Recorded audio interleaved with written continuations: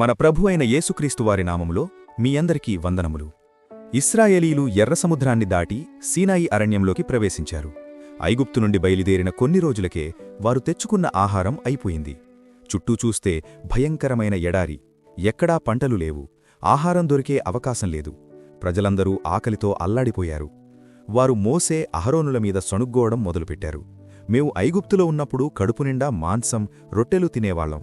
మమ్మల్ని ఈ ఎడారిలో ఆకలితో చంపడానికే ఇక్కడికి తీసుకొచ్చారా అని కోపగించుకున్నారు. ఆకాశం నుండి ఆహారం, మన్నా. ప్రజల ఆకలి కేకలను దేవుడు విన్నాడు. ఆయన మోసేతో, ఇదిగో నేను ఆకాశం నుండి మీకు ఆహారాన్ని కురిపిస్తాను. ప్రతిరోజు ఉదయం ప్రజలు వెళ్లి ఆ రోజుకు సరిపడా ఆహారాన్ని మాత్రమే ఏరుకోవాలి అని చెప్పాడు. దేవుడు చెప్పినట్లుగానే ఆ రోజు సాయంత్రం లెక్కలేనన్ని పూరేడు పిట్టలు వారి గుడారాల చుట్టూ వాలాయి. ప్రజలు వాటిని పట్టుకుని మాంసం తిన్నారు.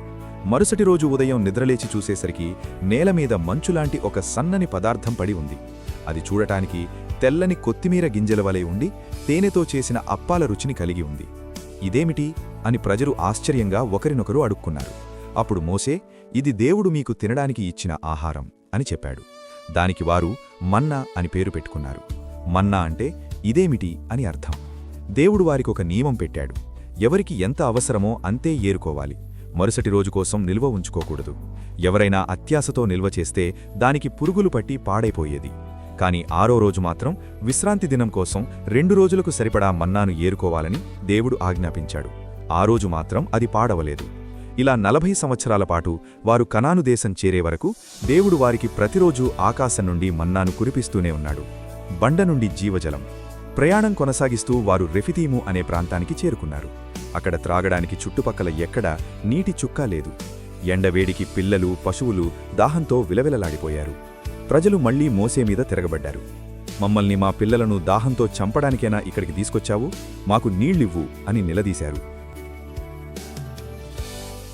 అప్పుడు మోసే దేవునికి ప్రార్థించాడు. దేవుడు మోసేతో, ఇదిగో నువ్వు ఇశ్రాయేలు పెద్దలను వెంటబెట్టుకుని హోరేబు కొండ దగ్గరకు వెళ్ళు.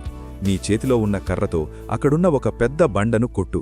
అప్పుడు అందులో నుండి ప్రజలు త్రాగడానికి నీళ్లు వస్తాయి అని చెప్పాడు. మోసే అందరూ చూస్తుండగానే ఆ బండను తన కర్రతో కొట్టాడు. వెంటనే ఆ ఎండిపోయిన బండలో నుండి అద్భుతంగా నీటి బుగ్గ ఉబికి వచ్చింది. లక్షలాది మంది ప్రజలు, వారి పశువులు ఆ నీటిని త్రాగి దాహం తీర్చుకున్నారు. పరిస్థితులు ఎంత కఠినంగా ఉన్నా, దారులు మూసుకుపోయాయి అని మనం అనుకున్నా, దేవుడు తన ప్రజలను ఎన్నటికీ విడిచిపెట్టడు.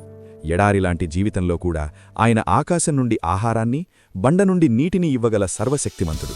మన రక్షకుడైన యేసుక్రీస్తు వారి కృప మనందరికీ తోడైయుండునుగాక. ఆమేన్.